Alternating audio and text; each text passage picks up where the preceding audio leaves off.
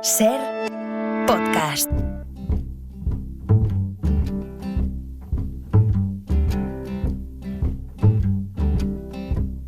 In the water, fire, I'll go wherever you go. In the valley, in the canyons, I'll go wherever you go. Hey, love, I'm ready now. Can't you see this riot inside of my veins? Hey, love, I'm overcome by desire. How must I wait? In the water, the fire, I'll go wherever you go. In the valley, in the canyons, I'll go wherever you go. Hey, love. Javier San Pedro es doctor en genética y biología molecular, colaborador del País. Pera Estupiñá es químico, es bioquímico y conduce en la 2 El Cazador de Cerebros. ¿Cómo estáis, Javier? Pera, buenos días. Buenos días, Hola, Javier. Buenos días. días a todos. ¿Dónde estás, Pera? En Cerebro, en Tortosa, ¿no? Sí. Tenía varios compromisos aquí en Barcelona y en el sur de Cataluña. Compromisos que ya sé cuáles son. ¿Quién te los ha contado? Muy familiares, ¿no? Bueno, no digo nada. Sí, un poquito también. Que, oye, lo de las encuestas de la semana pasada, eso se puede convertir en un vicio, ¿eh? Sí. Lo que hicimos en directo en el Círculo, este programa para permitir hacer una votación en directo y ver cuál es el resultado, ver cómo podemos manipular también en función de las preguntas. Tú llevaste las encuestas, Pera, hacia tu terreno actual, que es el del sexo. Sí. Ahora he visto que también has cogido el gusto a las encuestas en Instagram, has sido, ¿no? Sí. Es que leí un artículo que hablaba de 3 tipos de orgasmos femeninos y dije, voy a preguntar qué tipo de orgasmos tienen por lo menos las seguidoras de Instagram. Y el artículo era serio, o sea, parece frívolo, pero era de un investigador muy reconocido, Jim Faust, en el área de la fisiología de la sexualidad humana, que yo para el libro de la ciencia del sexo le había entrevistado y es uno de los más reconocidos. Y él está estudiando la importancia del suelo pélvico en la función sexual y en el orgasmo, y ve cómo la contracción de la musculatura pélvica hace que el orgasmo pueda ser más intenso y tal. Pero estudiándolo, viendo qué patrón de activación muscular había durante la excitación y en el orgasmo del suelo pélvico femenino, vio que había como 3 tipos de orgasmos. El primero, que es el más habitual, es el tipo ola, que son unos patrones de tensión y distensión, tensión y distensión que se van haciendo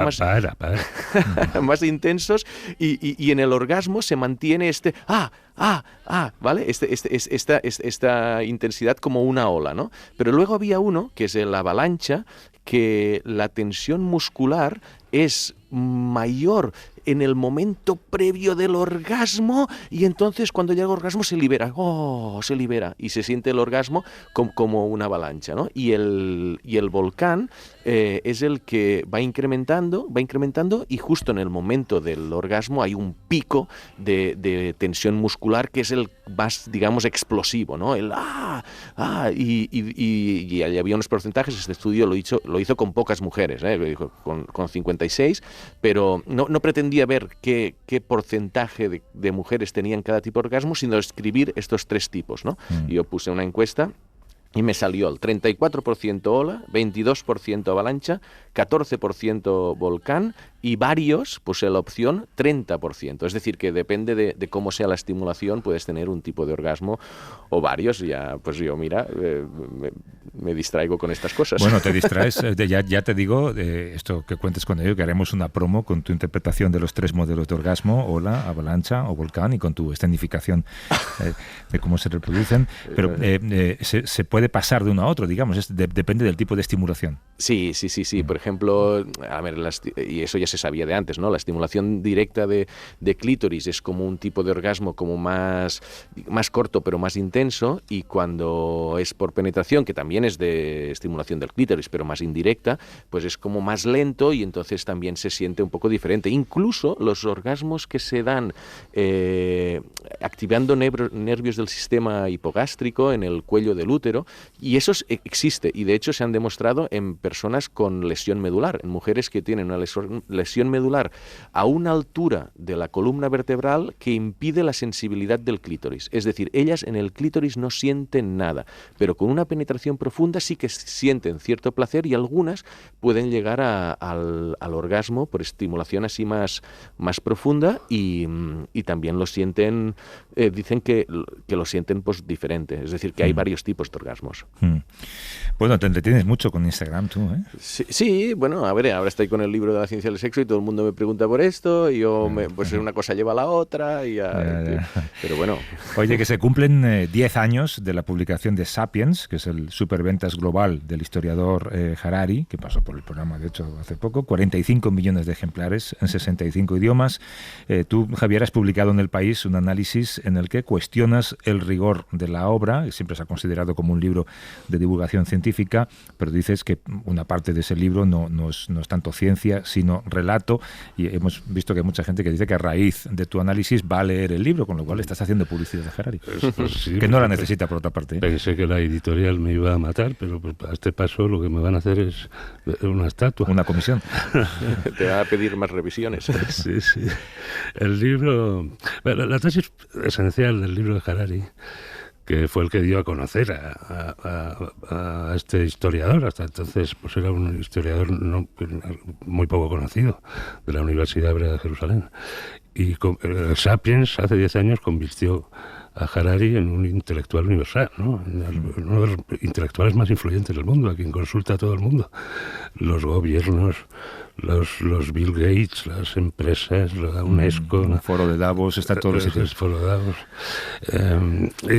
La tesis central del libro es que lo que nos hace humanos, ¿no? La clave de la evolución humana, digamos, no es la encefalización, porque, por ejemplo, los neandertales tenían más cráneo que nosotros. No es el lenguaje, puesto que los monos tienen lenguaje, según él. No es esto, no es lo otro, y al final se queda con una sola opción, que es su propuesta, ¿no? Que es la capacidad de elaborar relatos de ficción y de creérnoslo, ¿no? De creer en cosas que solo existen en nuestra imaginación. Él incluye ahí dioses, religiones, naciones, empresas, el dinero, son cosas que no existen, pero que son capaces de aumentar la cooperación entre grupos humanos, pues de una tribu de 10, 20 o 50 personas, hasta un país entero con millones de personas o incluso cifras mayores, ¿no? A mí es una idea que me resulta muy atractiva. Personalmente me gusta mucho esa interpretación, pero el libro, la duda es si el libro es precisamente uno de esos relatos sobre cosas que no existen que el propio libro denuncia, ¿no? Porque su base factual, hay varios científicos que lo han denunciado durante todos estos años, ¿no? Es muy débil, muy endeble. Tiene unos fundamentos empíricos casi nulos y se debe considerar una ocurrencia del autor, ¿no? Esta teoría de los relatos de ficción, que lo que nos hace humanos son los relatos de ficción. Por ejemplo, yo no creo que aparte de Harari haya un solo biólogo evolutivo, ni neurólogo, ni filósofo, ni científico cognitivo que no considere que el lenguaje es central en la evolución humana. El lenguaje está integrado en la naturaleza humana desde el principio de la especie, ¿no? Y realmente el lenguaje tal y como lo entendemos los humanos, algo que nos referimos con la palabra lenguaje, no es los gritos de los monos, por más que estén un poco estructurados. No es la comunicación, digamos, ¿no? Es la comunicación, y no solo la comunicación.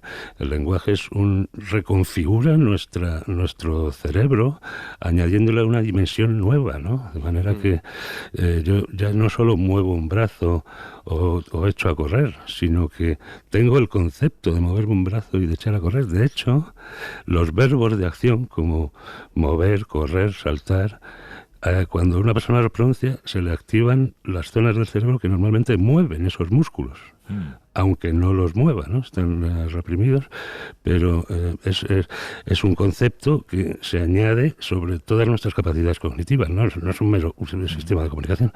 En fin, las ideas de Harari sobre la ciencia y la tecnología son desmoralizantes, ¿no? Ver la ciencia como un sistema de dominación, ¿no? Le achaca a la ciencia el colonialismo europeo, por ejemplo, y cree que su conclusión natural es que la especie humana desaparezca y sea sustituida por inteligencias artificiales y cyborgs y demás. Sí.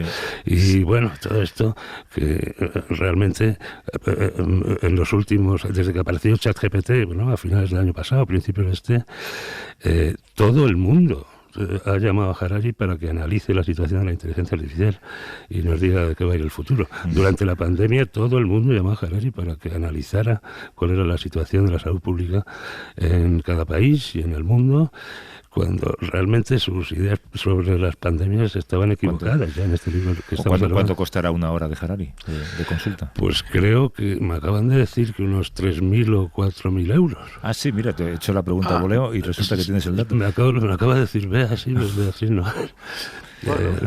Y bueno, y también he estado mirando Harari, entre Sapiens y otros dos libros, sus secuelas, digamos, ha vendido 45 millones de ejemplares.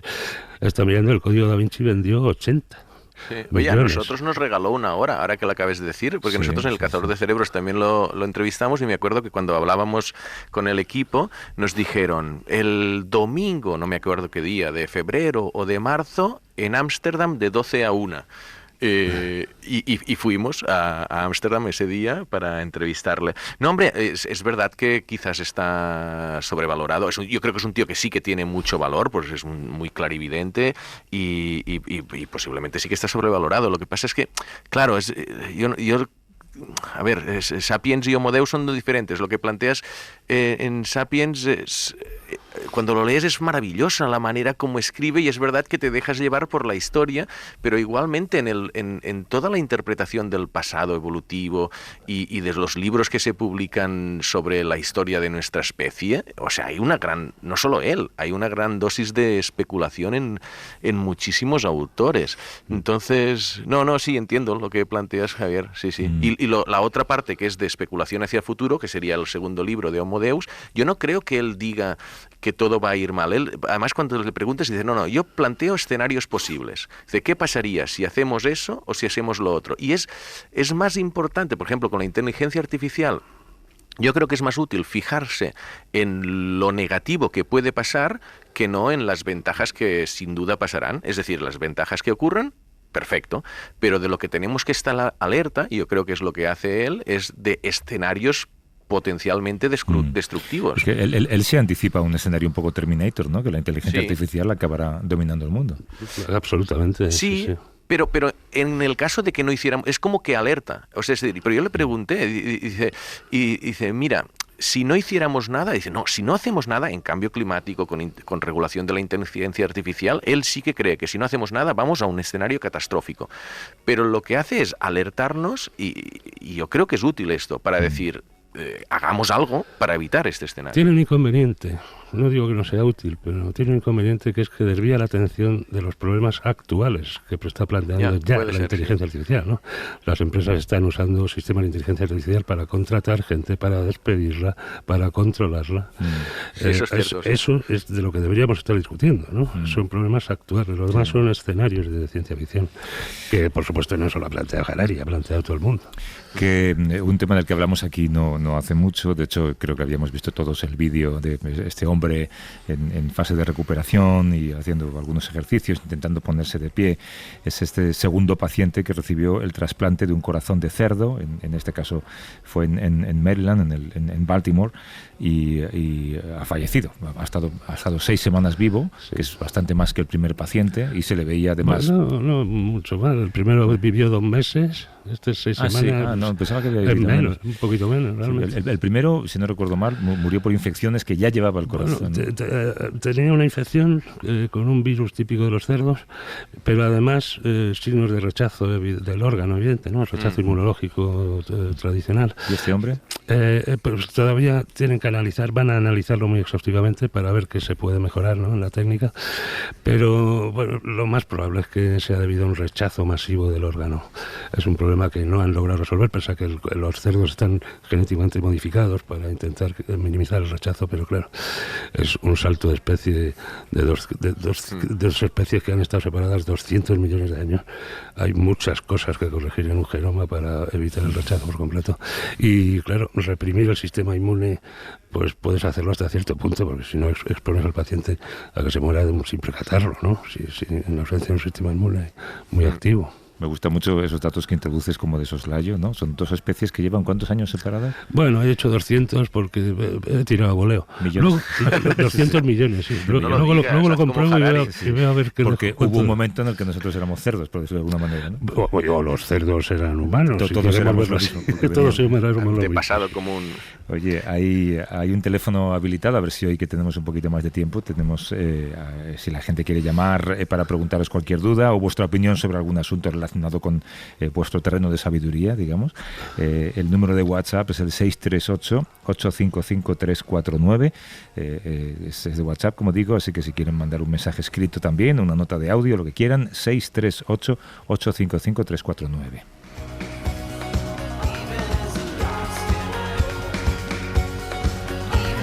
No sé si existe entre los científicos algún tipo de rivalidad entre los que se dedican a resolver grandes problemas teóricos, estudiar el universo, por ejemplo, y los que son más ratas de laboratorio. ¿No? ¿Les gusta que les llamen ratas de laboratorio o es despectivo? ¿Igual es despectivo esto? Hay a quien le gusta y hay a quien lo considera despectivo. Realmente es muy claro. Hay de todo. Pero sí, la rivalidad por la que preguntan, desde luego, claro que existe. Es la que es entre la ciencia básica y la ciencia aplicada, ¿no? Claro. Entre la ciencia y la tecnología. Hay una línea muy definida entre ciencia y tecnología, que es que la ciencia pretende entender el mundo y la tecnología pretende cambiarlo, ¿no? Es verdad que en la práctica las interacciones entre ciencia y tecnología son exhaustivas y además necesarias, ¿no? Por ejemplo, sin la invención del microscopio y el telescopio, la ciencia moderna no habría arrancado, ¿no?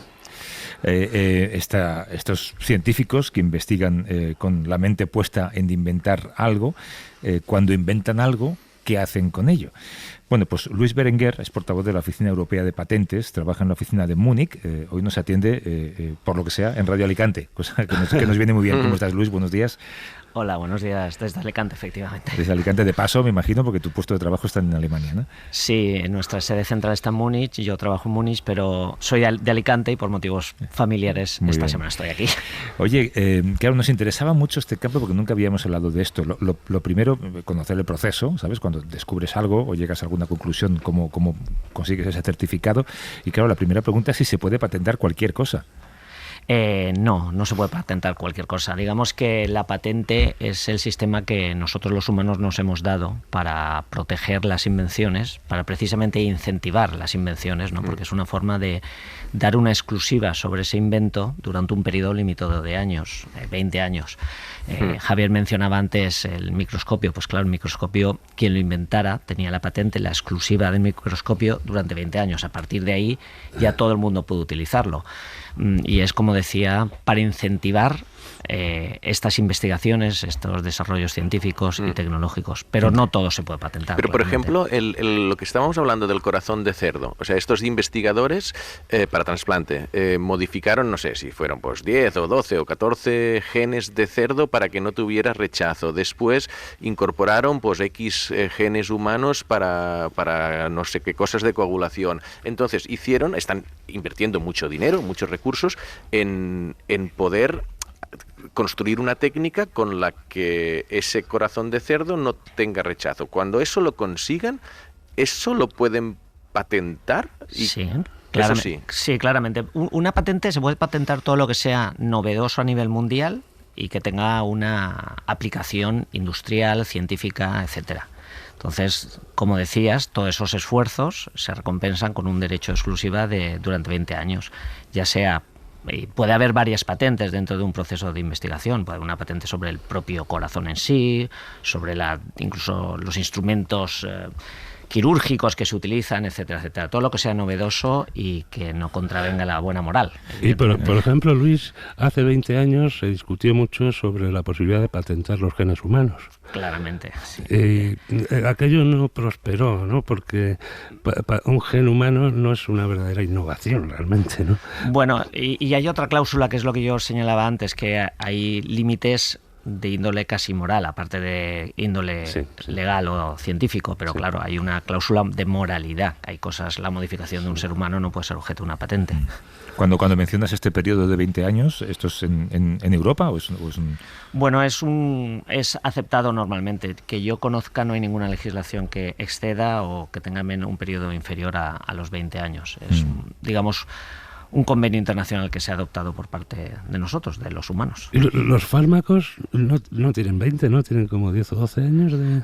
No, depende, porque hay patentes que son desarrollos de los fármacos precedentes, pero el régimen general es de 20 años. Y claro, la concreción de las patentes es altísima. Por ejemplo, en un teléfono móvil hay una patente relacionada con la tecnología que nos permite hacer zoom con los dedos, que es una cosa que ya hemos asimilado, ¿no? O scroll con un solo dedo. Hay otra patente que protege ese efecto rebote que hace la pantalla cuando llegamos al final de la lista, ¿no? Vas bajando y cuando llega al final no se para, sino que hace un pequeño rebote. Es que se puede patentar todo, ¿no?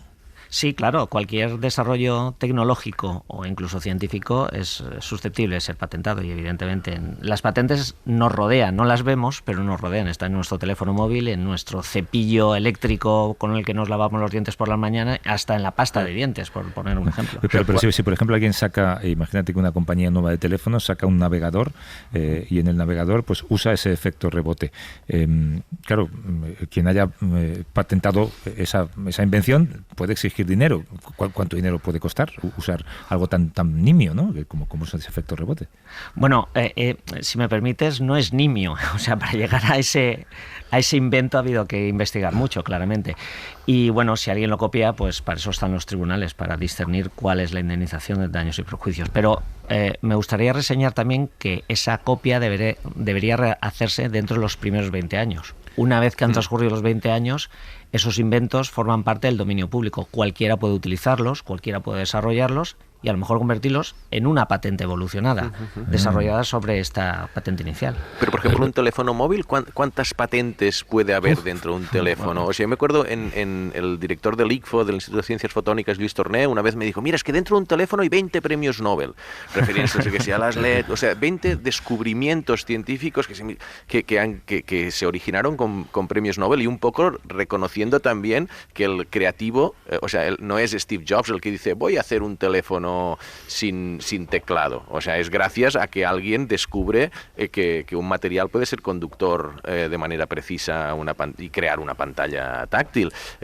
O sea, patentes allí debe haber centenares Sí, centenares. Dependiendo del teléfono móvil, evidentemente, pero sí, centenares. Cualquier desarrollo tecnológico es susceptible de una patente, como decía antes, claro.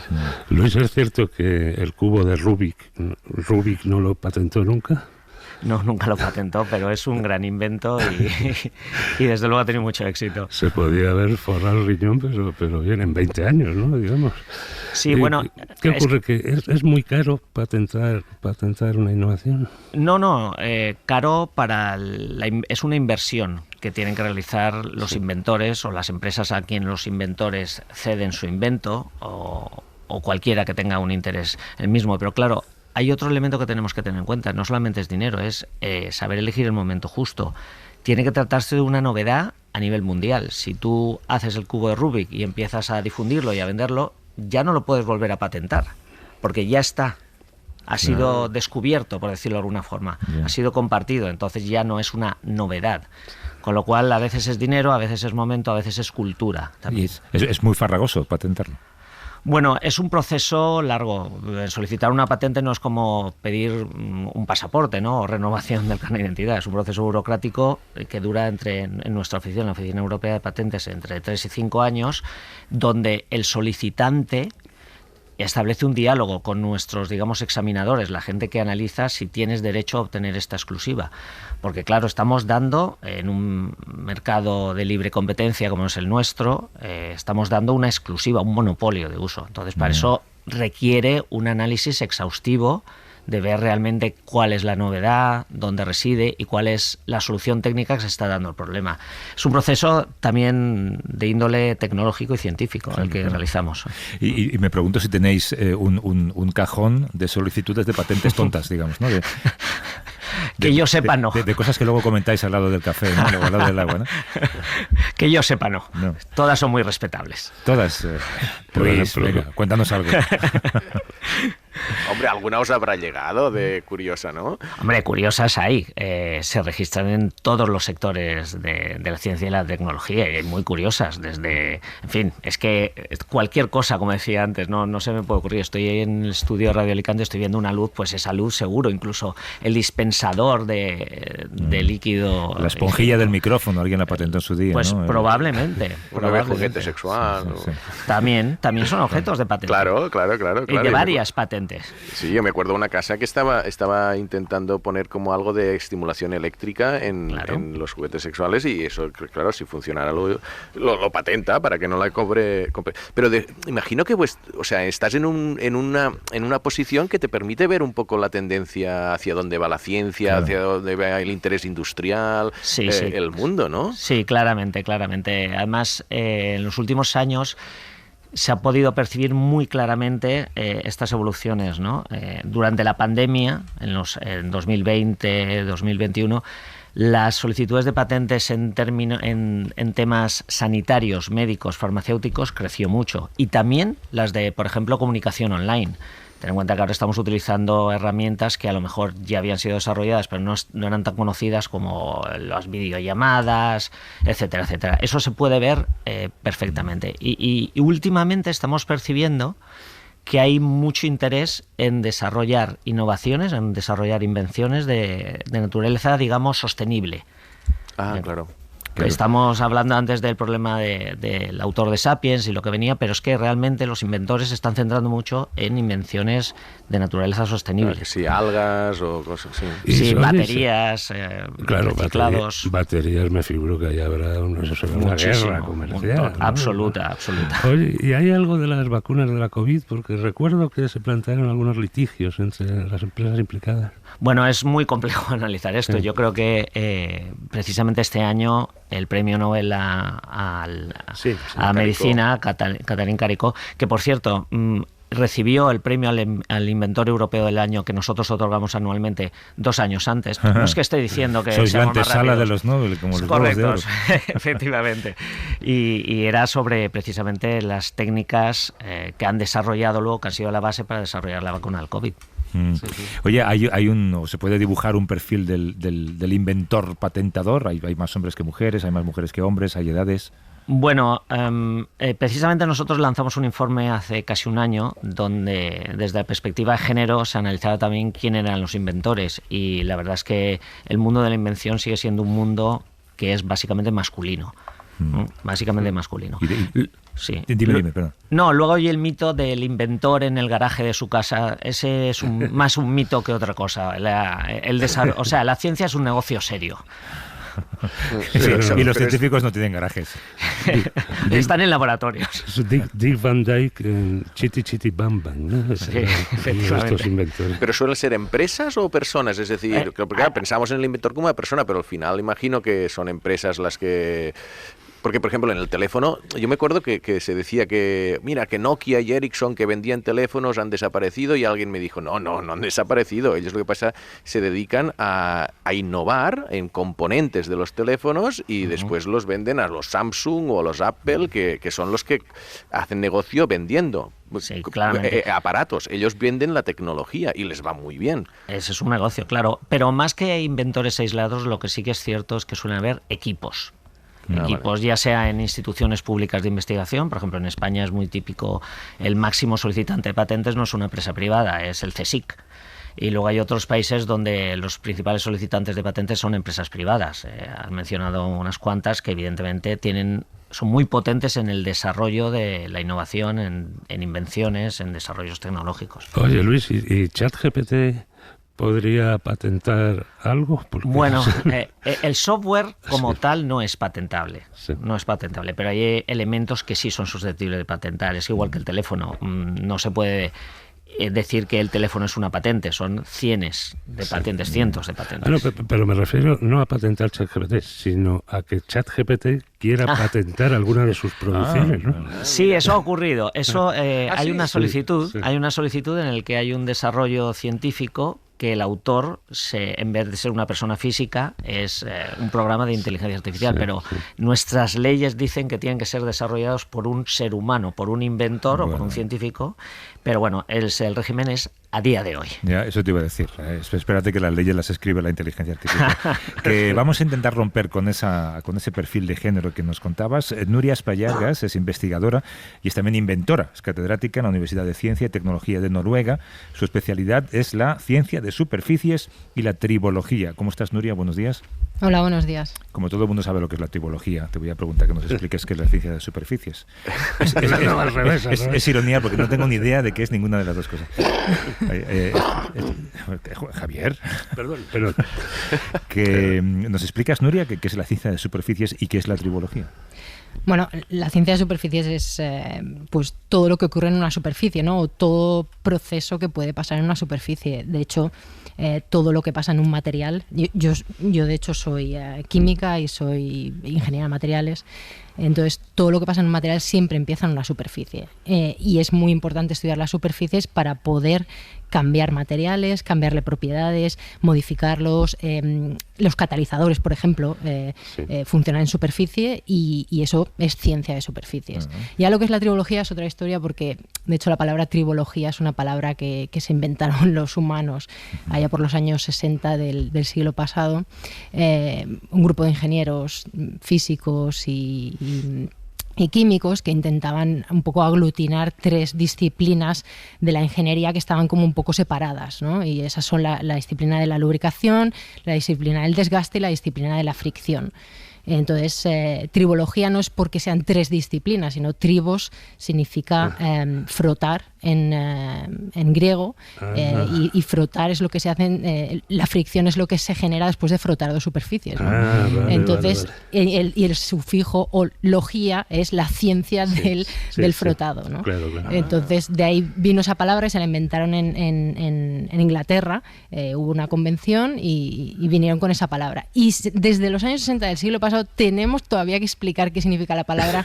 Igual en su momento pensaron que era maravilloso venir con ese tipo de palabra del griego, pero es que todavía tenemos que explicarlo y la verdad es que no sé si deberíamos tener otra convención para reinventar la palabra, sinceramente.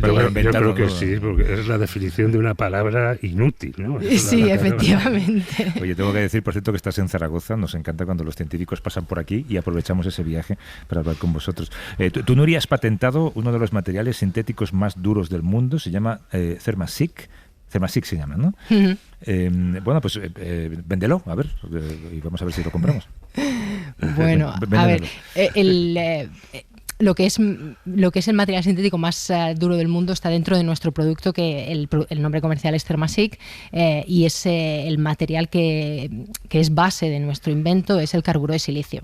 Este material ya se inventó a finales del siglo XIX en un proceso que se llama el proceso Acheson, que fue la persona que a base de un error, en realidad esta persona, este investigador, lo que quería hacer era producir diamante sintético y con su buena intención, pues bueno, juntó unos cuantos materiales y en su ambición de hacer un diamante sintético resulta que le salió otra cosa completamente diferente, que era carburo de silicio, que es un material que sí que se encuentra de manera natural en la Tierra, pero en muy pocas cantidades.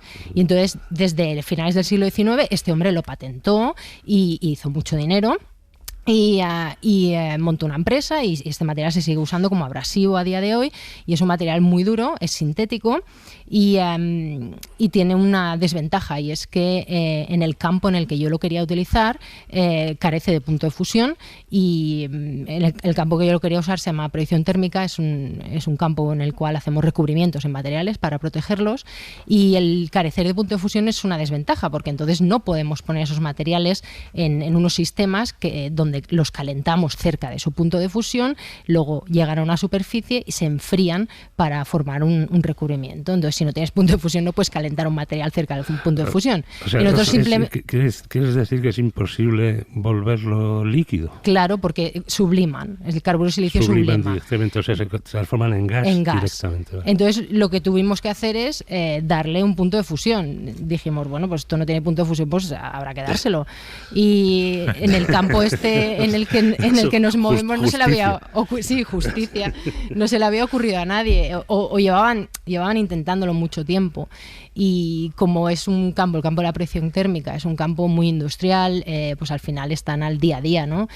Hacen los procesos, pues es un campo muy conservador, lleva más de 100 años funcionando, también a través de otras patentes de otro inventor suizo a principios del siglo XX. Y al final están en el mercado, ¿no? Están en su negocio y sí, queremos solucionar esto, nos gustaría poder usar el carburo de silicio en nuestro mercado, pero chicos, que cuesta mucho. O sea, no estamos para esto. Y entonces, pues al final se le tiene que ocurrir a alguien. Y normalmente, como ha dicho Luis, al menos en Europa, la mayor parte de las patentes vienen de universidades, de centros de investigación públicos, gracias al dinero de los países, pues tenemos el tiempo y podemos un poco decir, oye, pues mira, esto que no la soluciona a nadie, pues vamos a ponernos manos a la obra y a ver si lo tiramos para adelante. Pero entonces tú... Ay, perdón. No, te iba a preguntar por la aplicación entonces de esta cobertura. ¿Cuál es la aplicación es para, como todo en los recubrimientos, un material necesita, así como el carburo de silicio no tenía punto de fusión, por ejemplo, si pensamos en el acero, si el acero lo quieres poner en un componente donde se pueda desgastar por abrasión o donde esté expuesto a temperaturas muy elevadas que el acero mismo no pueda soportar, necesitas protegerlo y lo proteges con recubrimientos. Entonces nuestro producto protege a corrosión en sistemas muy agresivos, a altas temperaturas, a desgaste, a todo tipo de ambiente agresivo. O sea, que se puede imaginar, perdona, en industria, en engranajes, ¿no? Sí. En motores, quizá. Sí, en motores, en turbinas, en todo tipo de aplicación industrial que al final para el ser humano, o sea, estamos industrializados, ¿no? O sea, son componentes que tú no usas cada día, que tú no los ves como persona, pero que están ahí produciendo pues teléfonos móviles, están produciendo coches, están haciendo todo tipo de cosas. O te ayudan a ir en avión, por ejemplo, o en coche o en tren. Y Nuria, es algo muy común, volviendo a algo que mencionabas antes, es algo muy común que uno esté buscando una cosa y acabe inventando otra que no tiene que ver. Sí. Yo me acuerdo de un caso, el que inventó la sustancia más amarga que se conoce, que no me acuerdo lo que se llama, lo que estaba buscando era un edulcorante artificial. Sí, iba descaminado, ¿eh? Pero totalmente, sentido opuesto. Es que eso es lo típico. O sea, antes he escuchado a Javier del Pino que decía, no, es que uno está haciendo investigación está haciendo ciencia para investigar, ¿no? Para conseguir una invención, no sé cómo lo has dicho. Pero es que no es así. Seguramente he dicho mal, ¿no? Pero uno hace investigación porque quiere solucionar un problema. O sea, cuando tú inventas, cuando tú llegas al momento de la patente, normalmente los que nos dedicamos más a temas tecnológicos, no tanto a la investigación básica, sino a temas tecnológicos, lo que quieres es solucionar un problema, sobre todo cuando estás en el campo de la ingeniería, como estoy yo. Yo soy química, pero estoy en el campo de la ingeniería mecánica, ¿no? Entonces, lo que quieres es solucionar un problema. Entonces, tú tienes una idea, tú piensas cómo puedes solucionar ese problema, pero normalmente estás completamente equivocado, ¿no? Porque si realmente fuese tan fácil como tú lo piensas, todo el mundo lo habría solucionado antes, ¿no? Entonces, empiezas a hacer una serie de trabajos, empiezas a investigar, empiezas a abrir líneas dentro de tu problema, de cómo solucionar mi problema, empiezas a abrir líneas que bueno, unas te llevan a un sitio, otras te llevan a otro, y como decía Luis, que dentro de una invención hay un montón de invenciones, ¿no? A lo mejor dentro de la línea que has empezado puedes sacar otras invenciones paralelas, ¿no? O que vayan en otra dirección.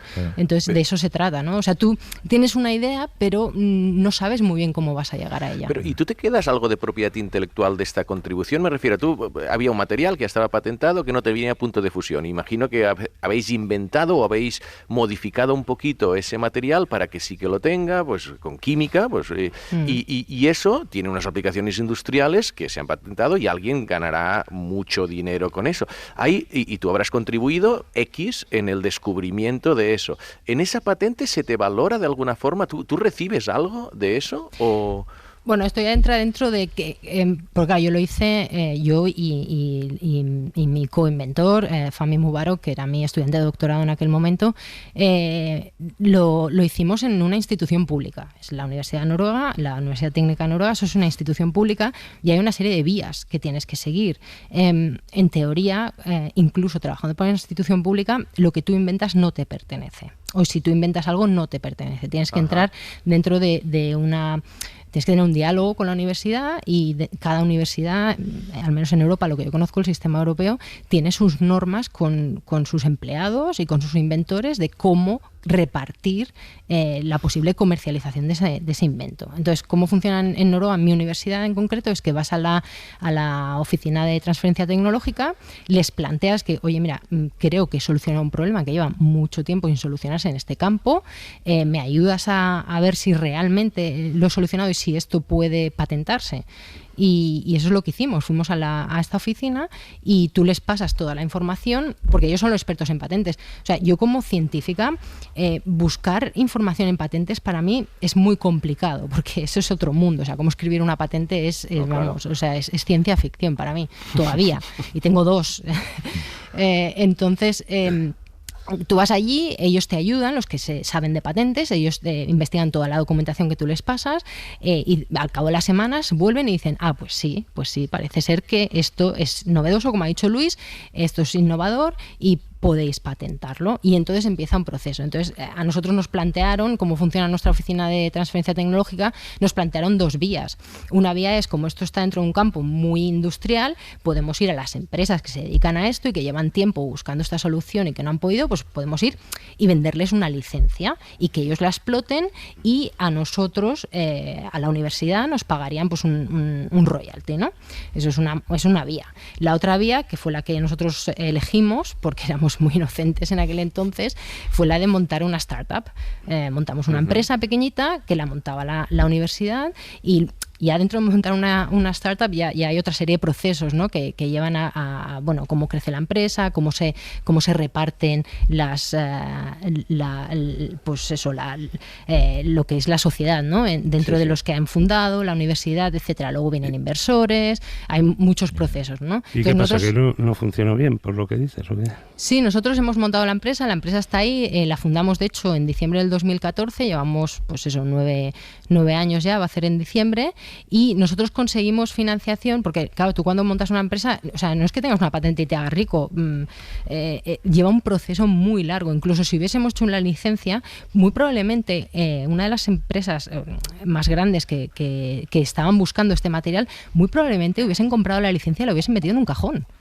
Para que para que los competidores, por ejemplo, no la tuviesen. Para evitar la competencia. Efectivamente. Ellos pero sin intención de desarrollarla por sí mismo, ¿no? No probablemente de manera inmediata, la podían haber metido en un cajón y decir, bueno, nos guardamos ahí nuestro as en la manga y ya lo sacaremos cuando queramos, ¿no? Eso pasa, pero continuamente. O sea, eso no es un mito, ¿verdad? Es como un cambio de tema, pero esto que parece como un mito popular de que hay empresas que compran patentes de invenciones que les podrían hacer la competencia simplemente para que no se desarrollen, que si el coche eléctrico o que sea un tipo de... Esto sí que ocurre. O sea, Luis también me imagino que también... O sea, esto no es ficción, es real. Eso pasa. Sí. Sí, pero si puedo añadir algo, humildemente, claro, recordad lo que he dicho antes, que esto pasa pero por un periodo de tiempo limitado. Digamos que se puede retrasar los 20 años de la exclusividad. Una vez pasan esos 20 años, esta invención, ese desarrollo está en el dominio público y cualquiera puede utilizarlo. 20 años, madre mía, es una eternidad al ritmo que evoluciona la tecnología ahora mismo. Claro. Pero fíjate lo que contabas antes, Luis, de que muchas patentes ahora detectáis que van en la línea de la sostenibilidad y tú, Nuria, también estás por ahí, ¿no? Estás en el desarrollo de lubricantes industriales más sostenibles, ¿no?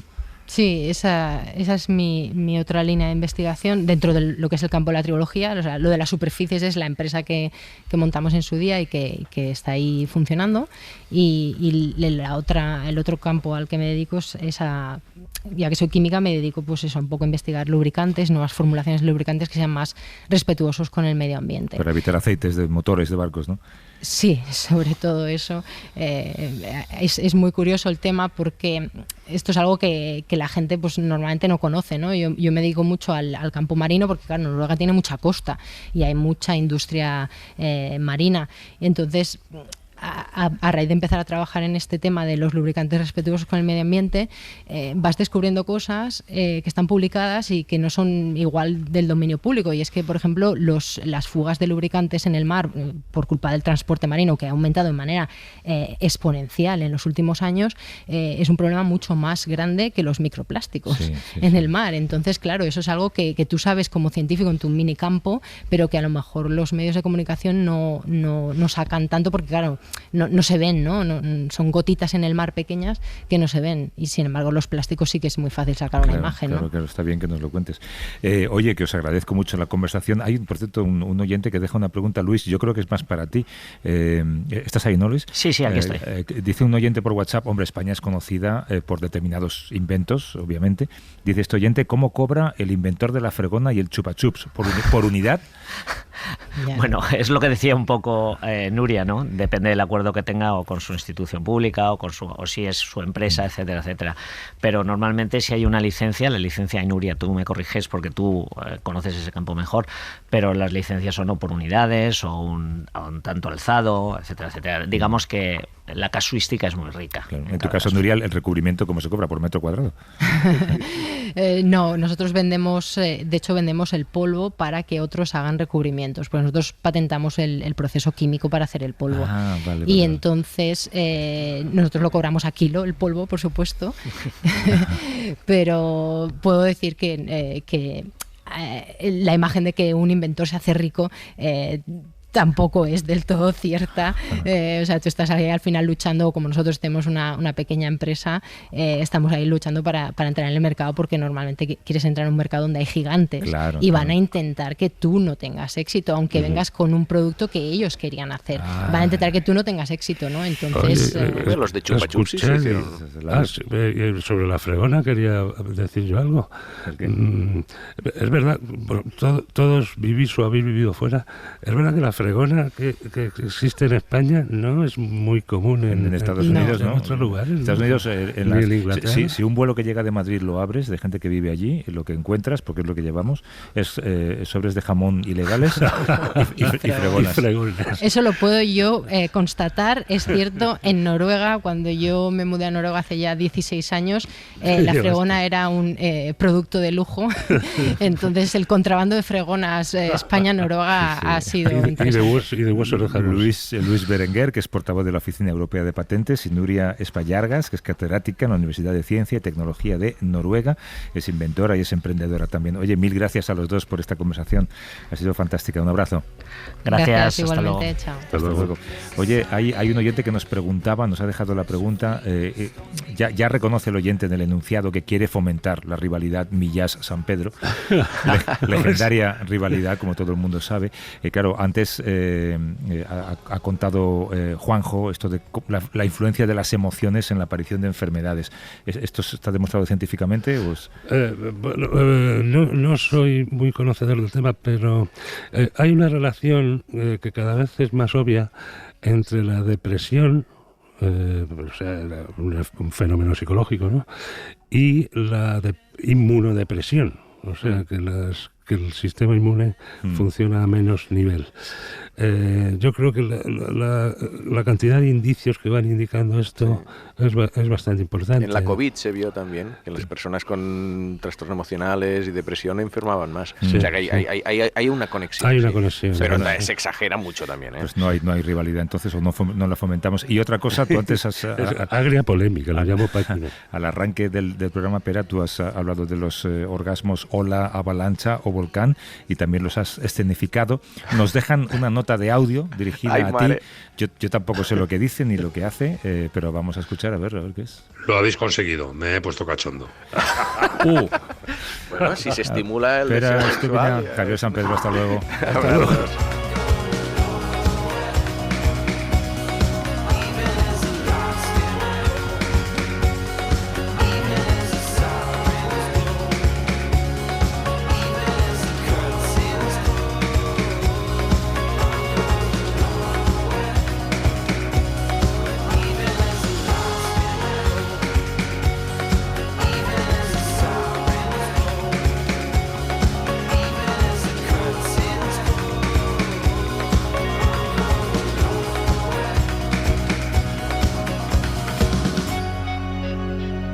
Para no perderte ningún episodio, síguenos en la aplicación o la web de la SER, Podium Podcast o tu plataforma de audio favorita.